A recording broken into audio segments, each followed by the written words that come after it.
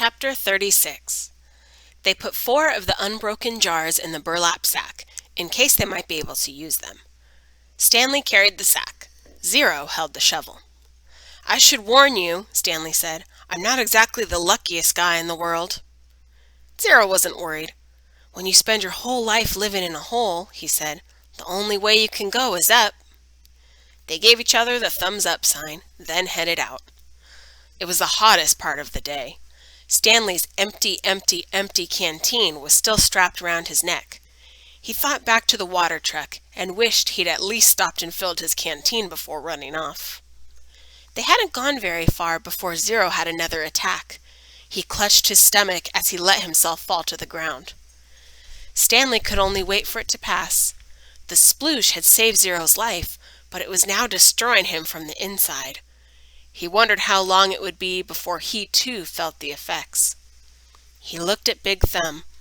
It didn't seem any closer than when they had first started out. Zero took a deep breath and managed to sit up. "Can you walk?" Stanley asked him. "Just give me a second," Zero said. He took another breath, then, using the shovel, pulled himself back to his feet. He gave Stanley the thumbs up sign and they continued. Sometimes Stanley would try to go for a long while without looking at Big Thumb. He'd make a mental snapshot of how it looked, then wait maybe 10 minutes before looking at it again to see if it seemed closer. It never did. It was like chasing the moon. And if they ever reached it, he realized, then they'd still have to climb it. "I wonder who she was," said Zero. "Who?" "Mary Lou," said Zero. Stanley smiled. "I guess she was once a real person on a real lake. It's hard to imagine." "I bet she was pretty," said Zero. "Somebody must have loved her a lot to name a boat after her." "Yeah," said Stanley. "I bet she looked great in a bathing suit, sitting in the boat while her boyfriend rowed." Zero used the shovel as a third leg. 2 legs weren't enough to keep him up. "I gotta stop and rest," he said after a while. Stanley looked at Big Thumb. It still didn't look any closer. He was afraid if Zero stopped, he might never get started again. "We're almost there," he said. He wondered which was closer, Camp Green Lake or Big Thumb. "I really have to sit down." "Just see if you can go a little." Zero collapsed. The shovel stayed up a fraction of a second longer, perfectly balanced on the tip of the blade. Then it fell next to him. Zero knelt, bent over with his head on the ground. Stanley could hear a very low moaning sound coming from him. He looked at the shovel and couldn't help but think that he might need to dig a grave. Zero's last hole. "And who will dig a grave for me?" he thought. But Zero did get up, once again flashing thumbs up. "Give me some words," he said weakly. It took Stanley a few seconds to realize what he meant. Then he smiled and said, "R-U-N." Zero sounded it out to himself. "Run, run, run." "Good. F-U-N. Fun." The spelling seemed to help Zero. It gave him something to concentrate on besides his pain and weakness. It distracted Stanley as well. The next time he looked up at Big Thumb, it really did seem closer. They quit spelling words when it hurt too much to talk. Stanley's throat was dry. He was weak and exhausted, yet as bad as he felt, he knew that Zero felt 10 times worse. As long as Zero could keep going, he could keep going too. It was possible, he thought, he hoped, that he didn't get any of the bad bacteria. Zero had been able to unscrew the lid. Zero hadn't been able to unscrew the lid. Maybe the bad germs couldn't get in either. Maybe the bacteria were only in the jars which opened easily, the ones he was now carrying in his sack. What scared Stanley the most about dying wasn't his actual death. He figured he could handle the pain. It wouldn't be much worse than what he felt now. In fact, maybe at the moment of his death, he would be too weak to feel pain. Death would be a relief. What worried him the most was the thought of his parents not knowing what happened to him, not knowing whether he was dead or alive. He hated to imagine what it would be like for his mother and father, day after day, month after month, not knowing, living on false hope. For him, at least, it would be over, but for his parents, the pain would never end.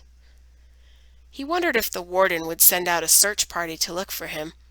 It didn't seem likely. She didn't send anyone to look for Zero. But no one cared about Zero. They simply destroyed his files. But Stanley had a family. She couldn't pretend he was never there. He wondered what she would tell them, and when. "What do you think's up there?" Zero asked. Stanley looked to the top of Big Thumb. "Oh, probably an Italian restaurant," he said. Zero managed to laugh. "I think I'll get a pepperoni pizza and a large root beer," said Stanley. "I want an ice cream sundae," said Zero, "with nuts and whipped cream and bananas and hot fudge." The sun was almost directly in front of them. The thumb pointed up toward it. They came to the end of the lake. Huge white stone cliffs rose up before them. Unlike the eastern shore, where Camp Green Lake was situated, the western shore did not slope down gradually. It was as if they had been walking across the flat bottom of a giant frying pan, and now they had to somehow climb up out of it. They could no longer see Big Thumb. The cliffs blocked their view. The cliffs also blocked out the sun. Zero groaned and clutched his stomach, but he remained standing. "I'm all right," he whispered.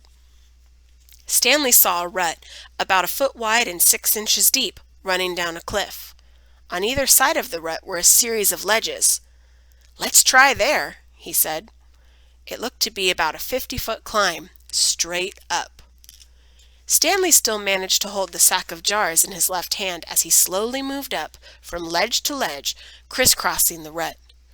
At times he had to use the side of the rut for support in order to make it to the next ledge. Zero stayed with him somehow. His frail body trembled terribly as he climbed the stone wall. Some of the ledges were wide enough to sit on. Others stuck out no more than a few inches, just enough for a quick step. Stanley stopped about 2/3 of the way up, on a fairly wide ledge.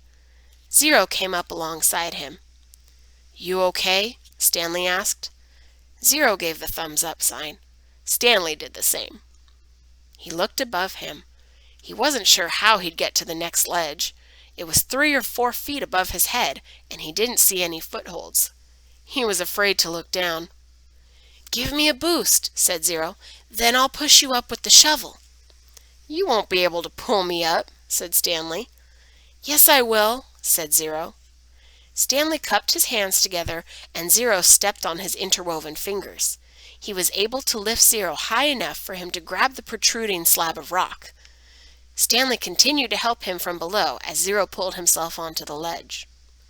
While Zero was getting himself situated up there, Stanley attached the sack to the shovel by poking a hole through the burlap. He held it up to Zero. Zero first grabbed hold of the sack, then the shovel. He set the shovel so that half the blade was supported by the rock slab. The wooden shaft hung down towards Stanley. "Okay," he said. Stanley doubted this would work. It was one thing for him to lift Zero, who was half his weight. It was quite another for Zero to try to pull him up. Stanley grabbed hold of the shovel as he climbed up the rock wall, using the sides of the rut to help support him. His hands moved one over the other, up the shaft of the shovel. He felt Zero's hand clasp his wrist. He let go of the shaft with one hand and grabbed the top of the ledge. He gathered his strength for a brief second. He gathered his strength and, for a brief second, seemed to defy gravity as he took a quick step up the wall and, with Zero's help, pulled himself the rest of the way over the ledge. He caught his breath. There was no way he could have done that a few months ago. He noticed a large spot of blood on his wrist. It took him a moment to realize that it was Zero's blood. Zero had deep gashes in both hands. He had held onto the metal blade of the shovel, keeping it in place as Stanley climbed. Zero brought his hands to his mouth and sucked up his blood. One of the glass jars had broken in the sack. They decided to save the pieces. They might need to make a knife or something. They rested briefly, then continued on up. It was a fairly easy climb the rest of the way. When they reached flat ground, Stanley looked up to see the sun, a fiery ball balancing on top of Big Thumb. God was twirling a basketball. Soon they were walking in the long, thin shadow of the thumb. Chapter 37. "We're almost there," said Stanley. He could see the base of the mountain. Now that they were really almost there, it scared him. Big Thumb was his only hope. If there was no water, no refuge, then they'd have nothing, not even hope. There was no exact place where the flat land stopped and the mountain began. The ground got steeper and steeper, and then there was no doubt that they were heading up the mountain. Stanley could no longer see Big Thumb. The slope of the mountain was in the way. It became too steep to go straight up. Instead, they zigzagged back and forth, increasing their altitude by small increments every time they changed directions. Patches of weeds dotted the mountainside. They walked from one patch to another, using the weeds as footholds. As they got higher, the weeds got thicker. Many had thorns, and they had to be careful walking through them. Stanley would have liked to stop and rest, but he was afraid they'd never get started again. As long as Zero could keep going, he could keep going too. Besides, he knew they didn't have much daylight left. As the sky darkened, bugs began appearing above the weed patches. A swarm of gnats hovered around them, attracted by their sweat. Neither Stanley nor Zero had the strength to try to swat at them. "How are you doing?" Stanley asked. Zero pointed thumbs up. Then he said, "If a gnat lands on me, it will knock me over." Stanley gave him some more words. "B-U-G-S," he spelled. Zero concentrated hard, then said, "Boogs." Stanley laughed. A wide smile spread across Zero's sick and weary face as well. "Bugs," he said. "Good," said Stanley. "Remember, it's a short U if there's no E at the end. Okay, here's a hard one. How about L-U-N-C-H? L-N... Suddenly, Zero made a horrible wrenching noise as he doubled over and grabbed his stomach. Oh! His frail body shook violently, and he threw up, emptying his stomach of the sploosh. He leaned on his knees and took several deep breaths. Then he straightened up and continued going. The swarm of gnats stayed behind, preferring the contents of Zero's stomach to the sweat on the boys' faces. Stanley didn't give him any more words, thinking that he needed to save his strength. But about 10 or 15 minutes later, Zero said, "Lunch." As they climbed higher, the patches of weeds grew thicker, and they had to be careful to not get their feet tangled in thorny vines. Stanley suddenly realized something. There hadn't been any weeds on the lake. "Weeds and bugs," he said. "There's got to be water around somewhere. We must be getting close." A wide, clown-like smile spread across Zero's face. He flashed the thumbs-up sign, then fell. He didn't get up. Stanley bent over him. "Come on, Zero," he urged. "We're getting close. Come on, Hector. Weeds and bugs. Weeds and boogs." Stanley shook him. "I've already ordered your hot fudge sundae," he said. "They're making it right now."